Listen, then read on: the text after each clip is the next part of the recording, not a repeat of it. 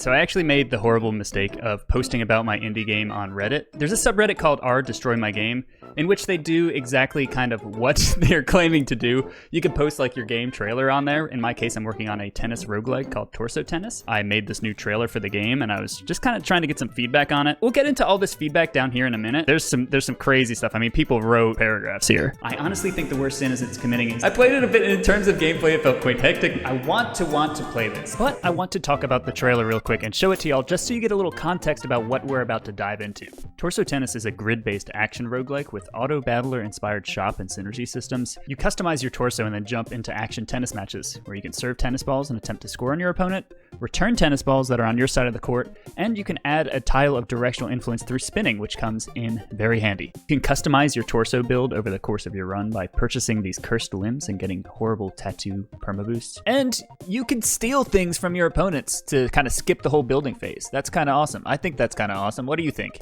We're kind of showing piece by piece all of the different aspects. Some of these late game builds here are actually kind of cool to show off how crazy and weird the game gets. You know, whether you're using this magic build here, whether you're using the trash build here, throwing trash onto the opponent's court.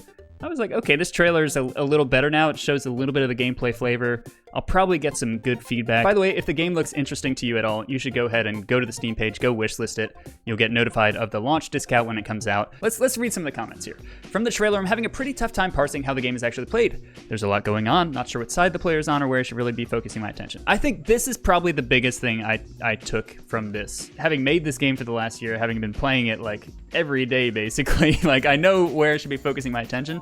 But it's hard to put yourself back in the state of mind of a beginner. Like that gameplay breakdown that I did, probably not enough. Right now on the Steam page for Torso Tennis, I only have the one video, right?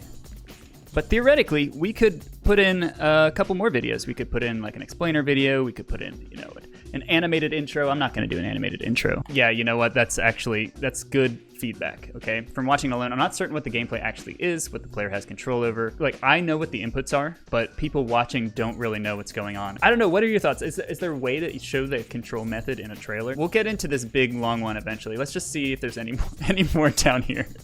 I played it a bit in terms of gameplay. It felt quite hectic. Maybe that's the intended feel, but I feel like it clashes a bit with the grid-based movement and aiming. Overall, I really like the theme of the game, though. So this is common feedback that I have when playtesting. I do have the demo just ramping up in intensity really crazily. With a Steam demo, I want it to be hard. I want people to be able to play it over and over again and have some sense of achievement. And I have noticed that, you know, the people that do really like this genre of game, they are figuring out all the systems. They are trying to figure out what's the most broken build to win the game.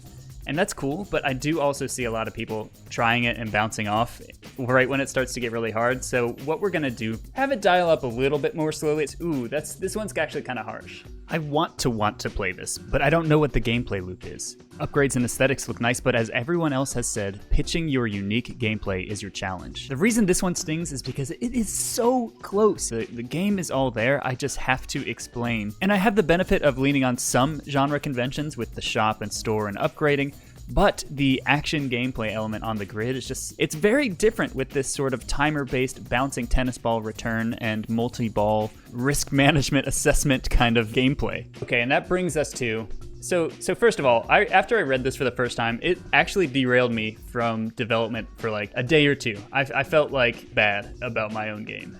It was kind of rough. Okay, this person went and played my demo. That means there's at least something there, right? Because if the game was just completely bad, no one would take the time to do this, right? People would just try it out and be like, yeah, whatever, okay, I don't really care enough to give feedback. So there's something there, right? I honestly think the worst sin is it's committing is I can't tell whether my roguelite upgrades are having an impact on the gameplay. If I almost lose to X, I want to look for abilities that will help me deal with X in the future. Or if Y is really carrying me, I want to look for abilities that have good synergy with Y, but I'm not getting any feedback like that in this game. Okay, I think the first one, the X one, I really agree with, but I don't know about this Y thing. I do feel like you can identify synergies and carry forward, and I have seen playtesters do this, but again, like, it's good feedback. If you know, someone's feeling this way, I should lean into that sort of thing more. I just don't really see what's good. That's painful. That was the painful part, right?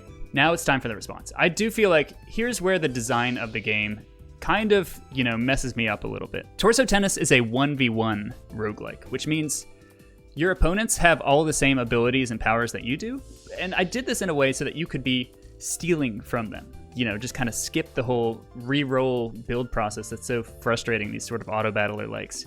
And that actually brings me really nicely to the second point of design influence here, is actually auto battlers. So stuff like this hectic nature of the gameplay wouldn't matter at all if you're in an auto battler, right? And just like seeing all of these systems just kind of intertwine, like towards the end of an auto battler run, like things are just kind of going crazy. Like you can have some idea to parse the information of what's doing well or not, but it is hectic. You're just not in control of it. You don't have the illusion that you're in control of it, which Torso Tennis unfortunately does. Especially later in the runs, you're just kind of testing your build against the opponent's build, right? There's just crazy stuff happening. You know, you've put together this build, you've gotten all these perma-boost tattoos, and you just got to see how it rolls against the opponent. You can choose to return or serve more, right? You can lean into your build one way or the other a bit more. This was pretty much a wake-up call for me. If I want this game to be approachable to people, I definitely need to make sure there's an on-ramp, a more gentle on-ramp. But yeah, that's Torso Tennis. Go check out the demo, go give it a wish list, and I'll catch you soon.